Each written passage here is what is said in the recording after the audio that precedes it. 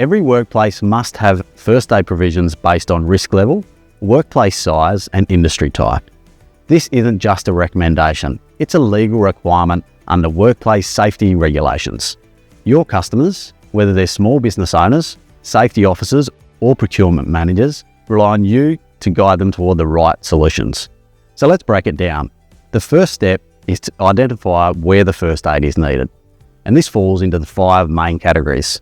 Number 1, we've got home. Secondly, we've got recreation. And third, we've got personal use. Then we've got vehicle. And then finally, workplace. Today, we're just going to focus on the vehicle and the workplace categories because that's where the compliance piece comes in. And compliance is crucial. So let's start with the vehicle category. It's important to note that under the Code of Practice, work vehicles are treated as a workplace and therefore need compliant first aid kits. Our R1 series cover up to 10 people in that work vehicle environment. They don't need to cover the work site. You will need a workplace first aid kit for that. So moving on to the workplace category, the first step is to determine the number of people in the workplace and assessing the level of risk, whether that be low or high risk.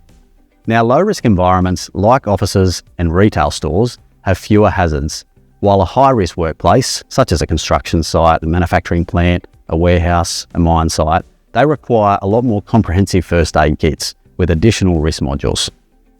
From here, we can match them up with the right first aid kits. So low risk workplaces need standard workplace kits. We can choose from our easy refill kits or the R2 low risk kits. Then high risk workplaces, they require a high risk compliant kit with additional first aid provisions and risk modules included to cover common risks for those industries.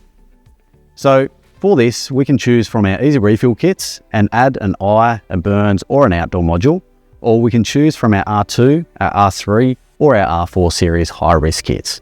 You can see them in the green tick box, which the kit includes which modules to cover that risk.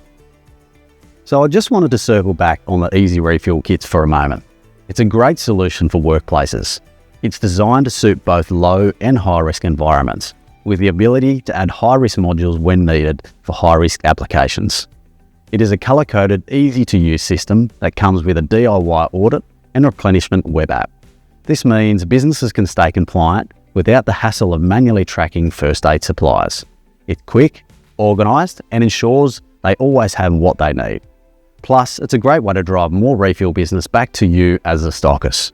Reach out to our team to find out more. Once we have identified the right kit, there are 3 things that we need to consider. Firstly, you need at least 1 first aid kit for every second level of multi-storey workplace. Secondly, you need at least 1 kit for every separate standalone building. And then finally, each kit must be within 1 minute walking distance from wherever the people are on site. But first aid compliance doesn't stop with having just the right first aid kits. There are also other things that employees need to consider, such as defibrillators. So every workplace should have one. First aid rooms. Whilst not all workplaces are required to have a first aid room, workplaces with the following should have a dedicated first aid room. So 200 plus workers in a low risk environment should have a first aid room. And then 100 plus workers in high risk environment should also have a first aid. Qualified first aiders. For a low risk environment, at least 1 trained first aider for every 50 workers. For high risk workplaces, 1 trained first aider for every 25 workers. And then for a remote workplace, 1 trained first aider for every 10 workers. Well-recognised first aid signage is crucial to ensure that employees can easily locate first aid stations. Then finally, eye wash stations, burn stations and sharps and biohazard stations are also important for workplaces that have those risks present. And so there you go. There's a basic outline of the key considerations that you should be aware of to provide trusted first aid kits and equipment advice to your customers.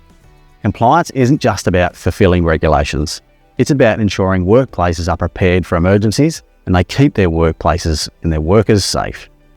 So hopefully this flowchart helps provide you with a simple methodology to not only be confident to help your customers get compliant and first aid prepared, but also presents you with the opportunities to upsell and cross-sell, growing your sales and your margin.